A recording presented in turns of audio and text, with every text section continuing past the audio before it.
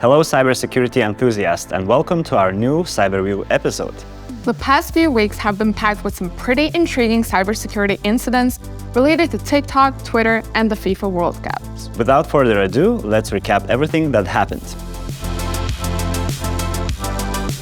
It seems concerns about China accessing TikTok user data continue to mount.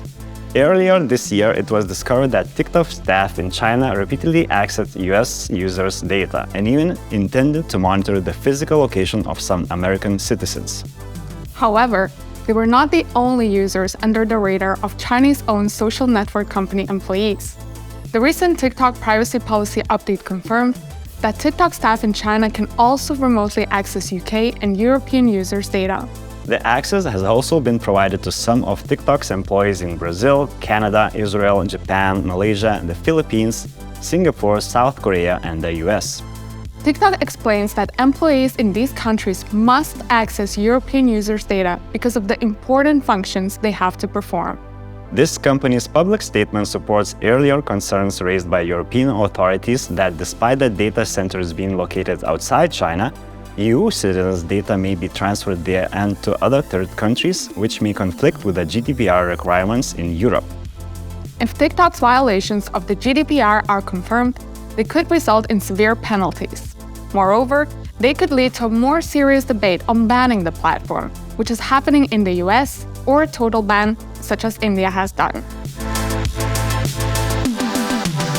Let's move to another social media app, Elon Musk's Twitter.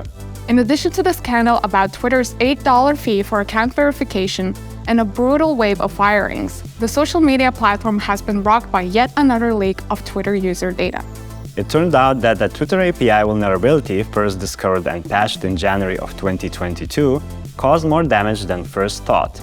In July, various media platforms announced that the security flaw led to the leak of more than 5 million people's data. These records were first sold on the dark web for $30,000 and later released for free on a hacking forum. And now, more follow-up reports indicate the possibility of an even more damaging breach.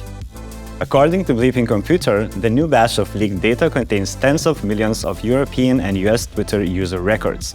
It includes phone numbers, emails, account names, Twitter IDs, bios, screen names, and status updates.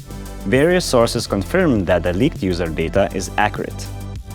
It has not yet been confirmed, but it is estimated that a now-fixed Twitter security flaw can impact as many as 20 million users. Therefore, if you have a Twitter account, there's a good chance that your data was leaked. Stay extra vigilant because you may be targeted by phishing attacks aiming to steal your login credentials.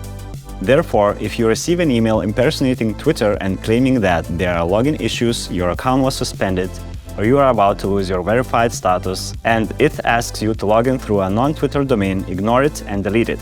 Such an email is most likely a phishing attempt.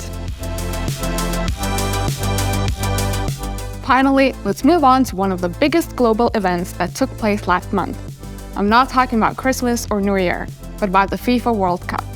While millions of football fans around the world were guessing which team would win the World Cup in Qatar, the prying eyes of threat actors were set on ways to exploit this event for malicious purposes. Malicious web pages impersonating legitimate-looking websites, apps, and social media pages were among the most common scams. They aimed to steal money and personal information from football fans.